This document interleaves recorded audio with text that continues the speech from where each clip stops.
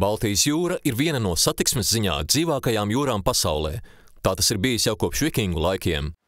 Pēc vikingiem nāca Hanzas līga, kuras kravas kuģi uzturēja rosīgu tirdzniecību starp vairāk nekā 100 pilsētām. Bet kuģošana Baltijas jūrā var būt ļoti bīstama. Vienā vētrainā naktī, 1625. gadā, pie Kolkasraga nogrima 10 zviedru karakuģi. Stāsta, ka senos laikos jūrmalnieki esot dedzinājuši krastā ugunskurus, lai uzvilinātu kuģus uz sēkļiem un tos aplaupītu.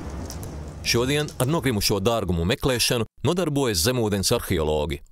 Pēdējos 20 gados tie ir veikuši daudzus vērtīgus atradumus. Jūrai atgūtos priekšmetus tagad var aplūkot vairākos piejūras muzejos.